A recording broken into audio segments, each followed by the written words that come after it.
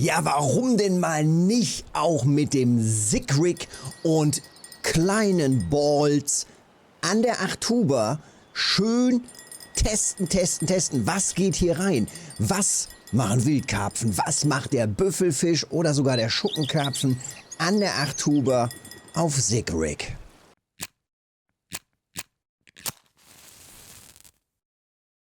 Ja, D-Boy hatte da wohl ein bisschen rumprobiert und es sieht ganz gut aus. Also, man kann hier tatsächlich mit Sickrig auch ganz gut was rausholen hier. Ich teste gerade Büffelfisch, auch nicht schlecht. Also ich teste hier gerade verschiedene Kombinationen und verschiedene Aromen. Was haben wir beim Sickrig? Naja, wir haben Foam. Wir haben also nur Schwimmkörper bzw. farbliche Lockmittel. Und der Dip ist das, was dann letzten Endes entscheidet über die Aromatik. Boah, ey, schwarzer Büffelfisch, nicht schlecht. Ja, den hatte der D-Boy auch. Also das ist doch schon mal ein ganz gutes Zeichen hier. 3 Kilo, naja, nicht so schlecht. Aber kohlemäßig bestimmt lohnt er sich bestimmt auch schon. Darf aber auch gerne als großer reingehen. Jetzt teste ich hier schon ein bisschen länger. Verschiedene Größen, verschiedene Aromen und so weiter und so weiter. Und Tag und Nacht natürlich auch schon probiert. Und ja, es variiert schon stark. Und vor allem variiert es stark in der Frequenz, wenn man zu dicke Bällchen hat. Also wenn man die Foam-Versionen in zu groß hat. Und dann geht es halt drastisch runter von der Frequenz. Und zwar spürbar drastisch. Und da muss ich sagen, wenn wir das jetzt, also wenn wir von den Boilies ausgehen und wir nehmen die 18er Boilies, die 20er Boilies und vergleichen das dann mit dem Foam, ist zumindest für mich gerade der Eindruck, dass der Foam größer wirkt. Heißt, vielleicht beim Foam oder hier bei diesen Schwimmkörpern vom Sickrig einfach tendenziell mal ein bisschen runtergehen und ich sag mal so ein 20er, den man ja, oder ich sag mal die 20er Boilies, die man ja regelmäßig auch beim Karpfenangeln verwendet, direkt zu vergleichen mit 20er Foam ist vielleicht nicht der richtige Weg. Vielleicht wirken die einfach insgesamt größer. Vielleicht ist das dann einfach zu groß als Köder und dementsprechend funktioniert es dann schlecht. Ich hatte jetzt eine ganze Zeit lang mit 13er, 14er, 15er rumhantiert und es hat funktioniert. Also von der Größe 13 bis 15 oder ich glaube bis 16 und es hat funktioniert. Und danach habe ich gedacht, okay, wenn das doch so gut geht, dann gehe ich mal auf 18 hoch und selbst bei 18 hörte es auf einmal wieder auf und es wurde deutlich weniger dann von der Frequenz. Also es ist ein bisschen tricky. Wir gucken mal eben rein hier in den Kescher, so sieht es gerade aus. Nach einer guten Stunde Testerei. Zwischendurch hatte ich natürlich auch noch ein bisschen Pause gemacht, aber so ein bisschen Rumspielerei und Geteste. Es ging auch sofort los mit Büffelfisch, es ging aber auch direkt hier los mit Wildkarpfen. Also auch das ist natürlich nicht verkehrt, nehmen wir gerne mit hier. Aber hier sieht man auch 13er, 15er in Kombi. 13er, 15er, was hatten wir hier? 13er, 15er, genau. Hier auch. Hier haben wir einen mit 11 Kilo, 13er, 15er. Also auch hier immer wieder, hier 13 und 15, immer wieder die kleineren Kombis, auch bei den größeren Fischen. Mal eben nur nach Gewicht sortieren, die hatten wir hier gerade schon. Ja, Sickrig 13, 15, ne? Und der jetzt hier gerade 14, 15, Cream und Black. Ja, die große Frage, wie baut man das Sickrig auf? Ich glaube, da muss noch wahnsinnig viel getestet werden. Und das Ganze jetzt hier im Test gerade komplett ohne Futtermische. Weil ich ja Aromen teste, aber eben auch Farben teste.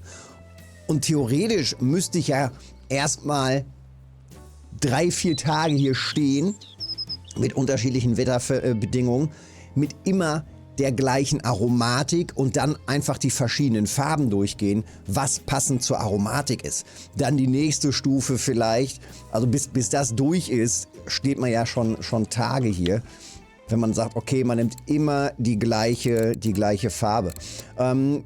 Ich baue hier nochmal ein bisschen um, gucken wir nochmal hier nach roten Kombi, beziehungsweise machen wir einfach mal vielleicht ein bisschen krassere Kombination. Was ist denn mit Black einfach nur? Machen wir mal hier einfach nur schwarz-rot. Gibt es hier Pure Black? Stick Black 15 gibt es, jawohl. Black 15, Red 15, also schwarz-rot und das jetzt hier für den Grill. Sieht man das eigentlich vorne dran?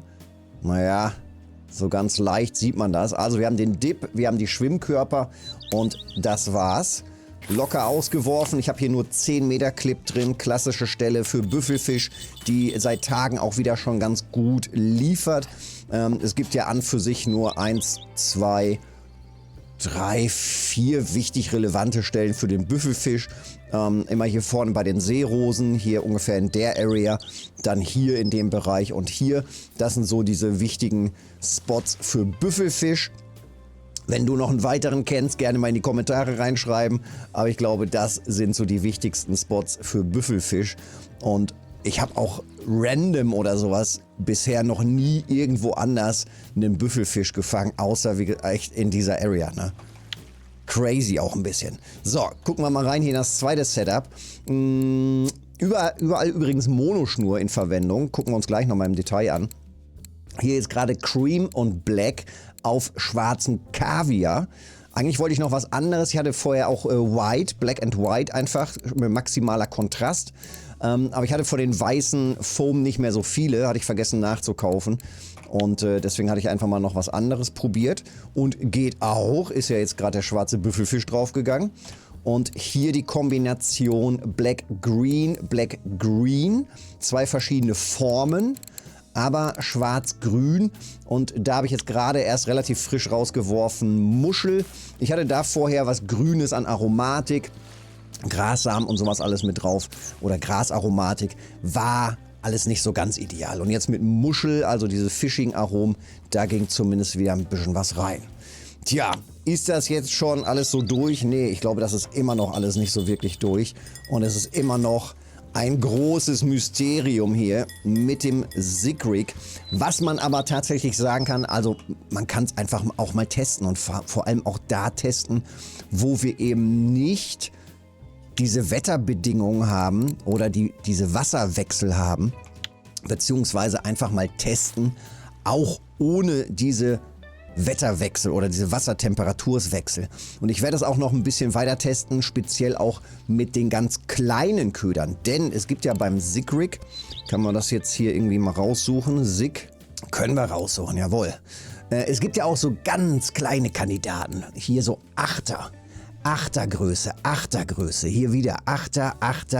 Also es gibt eben ganz viele auch in der Größe 8. Richtig schön klein. Hier auch. Achter. Also es gibt sehr, sehr, sehr viele Größen eben auch in richtig klein. Sensationell.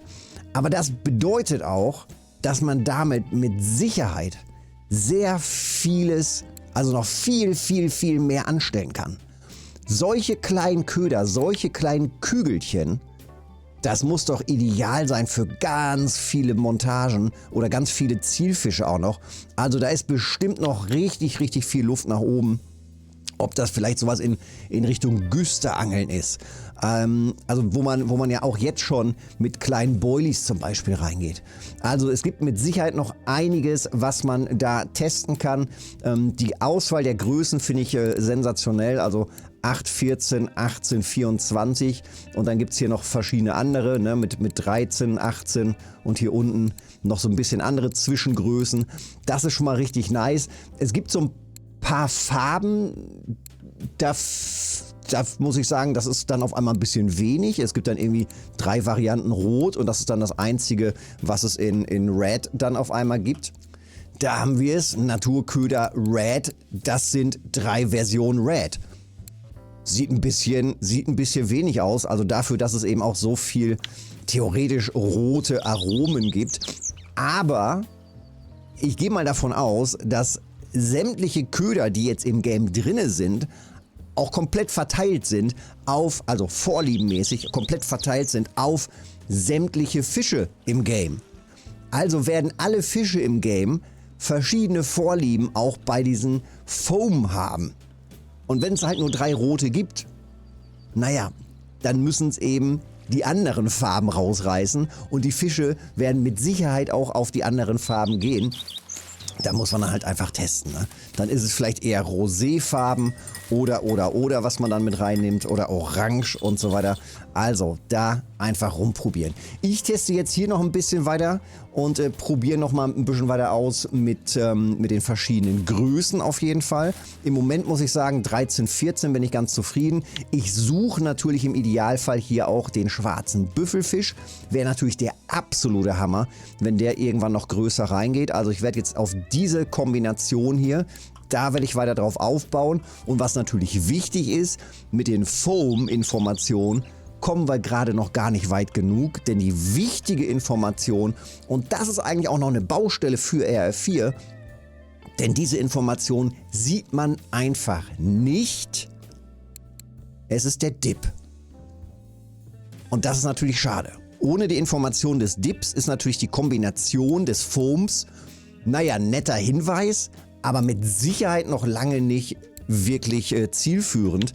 Zack, da geht aber direkt wieder was rein. Denn, naja, wir brauchen ja Büffelfisch. Wir brauchen ja den Dip, der dann wiederum entscheidet. Dementsprechend baue ich jetzt mal hier auf schwarzen Kaviar aus und variiere jetzt noch mal ein bisschen mehr. Also schwarzer Kaviar für mich momentan der erste Test. Das heißt, wir bleiben mal vom Dip hier komplett auf dem AV. Zack, da kommt der Kaviar. Dann machen wir hier, ich lasse hier einfach auch mal schwarz-rot. Warum denn auch nicht? Schwarz-Cream hatten wir ja auch. So, dann haben wir Kaviar schwarz-rot, Kaviar Cream Black, genau. Und dann machen wir hier auch nochmal den Kaviar. Und hier gehe ich allerdings nochmal vielleicht sogar ganz klein rein. Ja, ich glaube, ich gehe tatsächlich mal ganz klein rein, um das mal auch ein bisschen zu testen. Hier wäre nochmal Brown. D-Boy hatte auf Braun auch den Büffelfisch. Oder soll ich nochmal auf Groß gehen? Ne, Groß wäre mir eigentlich gerade ein bisschen zu wenig. Jetzt ist natürlich die Frage, was nimmt man in Kombination? Braun, Yellow, Yellow. Ich hätte am liebsten gerne ein bisschen krassere Kontraste. Brown Balls. Gibt es auch noch White Balls?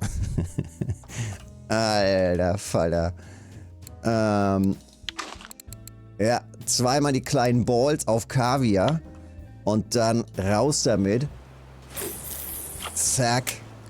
Und dann weiter testen. Ja, testen, testen, testen. Also das Sig-Rig ist nicht tot. Das Sig-Rig ist einfach nur noch nicht verstanden. That's the point. Also wir müssen, glaube ich, noch ein bisschen oder viel mehr testen und rumprobieren mit dem Sig. Ich werde auch demnächst nochmal hart rein investieren in noch mehr Köder. Ich hatte gesehen, mir fehlen einfach, glaube ich, noch verschiedene Köder und Foamarten. Also das nochmal aufstocken, damit man auch mal ausgiebig und längere Zeit testen kann. Wäre vielleicht auch nochmal was für einen Livestream, dass wir das vielleicht im Kollektiv groß angelegt einfach auch nochmal testen an verschiedenen Gewässern und dann vielleicht so ein bisschen abgesprochen sagen, okay, eine Gruppe nimmt die eine Aromatik, die nächste Aromatik und so weiter, dass man das so ein bisschen durchgeht. Ja, und dass man dann mehr Informationen gebündelt sammeln kann. So viel zum Sig-Rig. Testen, testen, testen. So wie immer im Game. Ausprobieren. Wenn es dir geholfen hat, Daumen da lassen. Hilft mir. Und dann sehen wir uns im nächsten Video oder im nächsten Livestream. Montags, Mittwochs und Freitags immer ab 19 Uhr. Petri.